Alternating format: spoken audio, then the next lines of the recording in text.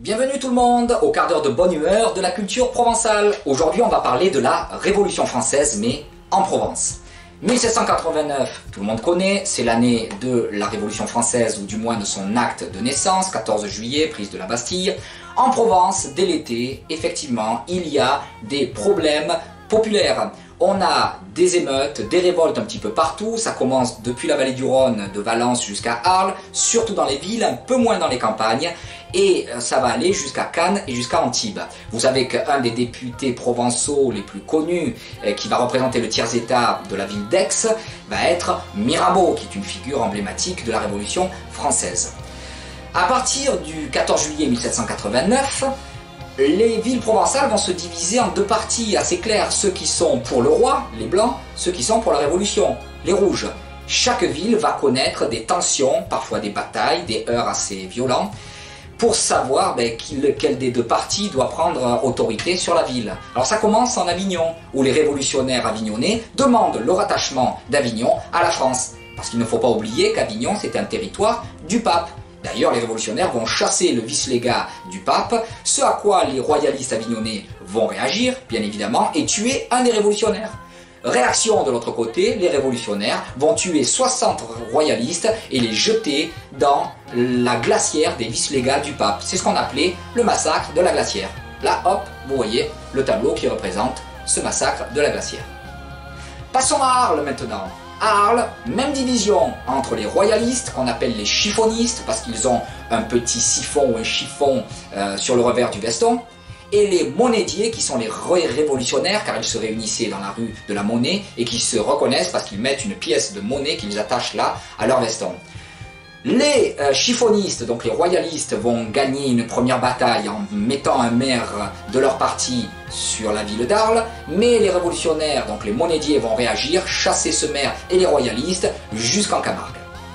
Marseille maintenant, Marseille c'est la pointe de la Révolution à l'époque. Les Marseillais sont emballés très majoritairement par la Révolution, à tel point que certains Marseillais vont s'engager volontairement dans une armée pour aller prêter main forte à Paris.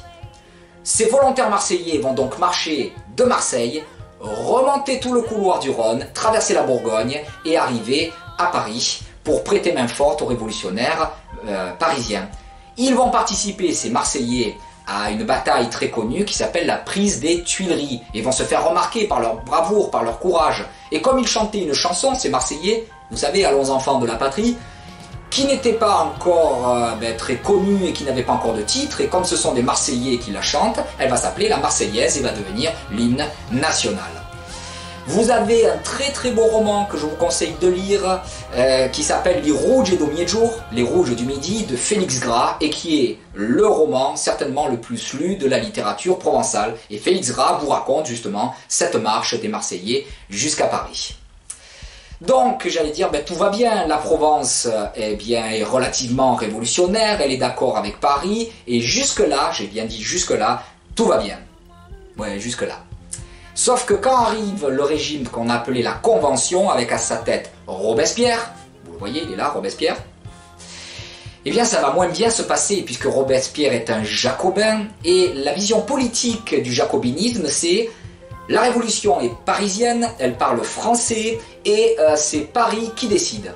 Vous imaginez bien que certaines villes de province ne vont pas entendre cela de la meilleure des façons, et notamment à Marseille. À Marseille, il y a un maire jacobin qui s'appelle Mouraille, qui va être immédiatement expulsé par les Marseillais, qui vont dire « Nous avons voulu nous débarrasser du despotisme des rois, nous n'allons pas maintenant subir le despotisme de la municipalité de Paris. » Et là, phénomène, vous allez me dire, complètement surprenant, une nouvelle armée marseillaise va monter sur Paris, mais pas pour prêter main forte aux révolutionnaires jacobins, au contraire, pour avoir maille à partir avec eux, pour dire on n'est pas d'accord avec ce jacobinisme. Cette armée, cette nouvelle armée, va partir de Marseille, remonter le couloir du Rhône, et tout le long de sa marche, il va y avoir des heurts, des batailles, puisque des jacobins provençaux, qui eux sont demeurés fidèles à l'esprit du jacobinisme révolutionnaire, vont attaquer cette armée marseillaise qui vient contester le pouvoir jusqu'à Paris. Près d'Avignon, lors d'un de ces heurts, un jeune jacobin, il a à peine 13 ans, qui s'appelle Agricole Viala, est assassiné.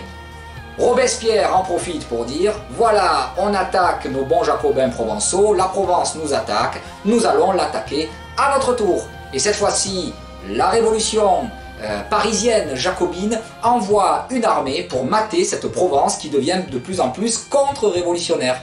Cette armée a pour chef le général Cartaux, vous le voyez ici. Et dans l'armée du général Cartaux, parmi ses meilleurs conseillers, il y a un jeune homme que vous connaissez qui s'appelle Napoléon Bonaparte. Il n'est pas encore arrivé au sommet politique et de gloire qu'on lui connaît. Cartaux va reprendre très vite Aix et ensuite Marseille. Alors là, c'est une abominable répression sous l'égide de ce qu'on appelait la commission Brutus, avec son chef qui est Fréron. Vous le voyez là, Fréron. Alors lui, Fréron, c'est tout à fait clair, il faut déchristianiser Marseille, réprimer, voire tuer les contre-révolutionnaires et surtout bannir le nom de Marseille, qui pendant quelque temps va s'appeler la ville sans nom. Ça, c'est assez humiliant.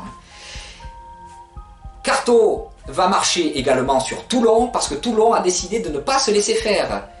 Toulon va fermer ses portes, hisser le drapeau blanc, qui veut dire le drapeau royaliste, et faire rentrer les Anglais par son port. Cartaux n'a pas d'autre choix que d'attaquer Toulon, mais il s'y prend très mal, il attaque Toulon par le Mont Faron, par la montagne. Bien sûr, c'est une défaite abominable, c'est un massacre de militaires jacobins. Alors Cartaux est limogé et à sa place on lui met le général Dugommier. Et Dugommier, lui, a une oreille plus attentive envers ses stratèges qui sont dans son entourage. Et il y a notamment le jeune Napoléon Bonaparte. Et là, tout le monde est d'accord pour dire non, il faut attaquer Toulon par la Seine-sur-Mer avec des canons. Et là, ça marche très bien. Le 19 décembre 1793, les Jacobins entrent dans Toulon, alors c'est un véritable massacre, il y a plus de 1000 exécutions, et la ville, elle aussi, perd son nom et va s'appeler Port-la-Montagne. Voilà comment le jacobinisme révolutionnaire a maté cette contre-révolution en germe provençale. Mais les années passant, vous savez que Robespierre va chuter le 9 Thermidor, c'est une date connue dans la Révolution française, et le jacobinisme va perdre de son pouvoir. Du coup, un mouvement de terreur qui n'est plus la terreur jacobine du début, mais terreur royaliste, va se développer en Provence qu'on appelait justement la terreur blanche. Alors cette terreur blanche, elle s'organise autour de plusieurs bandes, certaines ont des noms d'ailleurs comme les Compagnons du Soleil, constitués de contre-révolutionnaires, de royalistes, de bandits, d'opportunistes, qui vont petit à petit attaquer des anciens fiefs jacobins, voire des prisons dans lesquelles sont aujourd'hui enfermés les jacobins d'hier. C'est le cas dans la prison d'Aix, où des jacobins emprisonnés sont massacrés, c'est le cas au Fort Saint-Jean à Marseille, c'est aussi le cas à Tarascon, où on force les anciens jacobins depuis le haut du château de Tarascon, que vous voyez, regardez il est haut, à se jeter jusque dans le Rhône. Donc ça, c'est la terreur blanche. Et d'une manière générale, les Provençaux, avec ces révolutionnaires, ces grandes figures révolutionnaires parisiennes, se méfient un petit peu, d'ailleurs qu'elles soient directement parisiennes ou issues du régime parisien. Et c'est le cas de l'avis, des idées, de ce qu'on pense notamment de Napoléon Bonaparte. Quand Napoléon rentre d'Égypte, eh bien 2 de ses voitures sont saccagées près d'Aix. Quand il rentrera de l'île d'Elbe, eh bien il ne passera pas par le couloir du Rhône. Il sait très bien qu'il est menacé de mort dans le couloir du Rhône. Conséquemment, il emprunte une petite route par les Alpes qu'on va appeler la route Napoléon, justement. À la défaite de Waterloo, les Provençaux sont un petit peu dans l'esprit opposé à celui de Victor Hugo, souvenez-vous, qui dit Waterloo, Waterloo, morne pleine. Les Provençaux sont heureux quand c'en est fini de Napoléon. On va même tuer des Mamelouks, ces gens qui avaient ramené Napoléon. Certains vont être tués. Et c'est un petit peu la fin d'une période pour les Provençaux qui sont très contents. D'ailleurs, quand arrive la monarchie de Juillet, les Provençaux s'en accordent très bien. D'une manière générale, bien évidemment. C'est jamais unanime tout ce que je dis. Ensuite, à la Révolution de 1848, hormis quelques heures, ça se passe bien aussi. Mais il va y avoir de nouveau des gros problèmes lorsqu'en 1852, Napoléon III, par son plébiscite, fait ce qu'on appelle le coup d'État. Il demande à être plébiscité comme nouvel empereur, ce qu'on appelait le Second Empire, et là il y aura des révoltes en Provence, notamment en Haute-Provence et dans le Var. Des préfectures vont être assiégées, il y aura un mouvement de sédition assez général, notamment entre Digne et les Maures, le massif des Maures. Et quand Napoléon III est officiellement empire, dans ce Second Empire, il va lui aussi réprimer ces révoltes. Donc bien des centaines de personnes seront emprisonnées, certaines déportées en Algérie.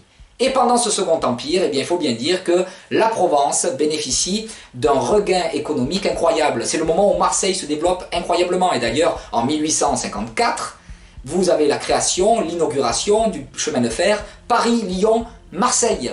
Marseille, du coup, va se développer économiquement grâce à son port, grâce au train. C'est le moment où les savonneries, les industries d'huile d'olive marchent très bien. Les villes, d'ailleurs, profitent plus de ce regain économique que les campagnes. Arrive 1870, la débâcle de Sedan et c'en est terminé de Napoléon III.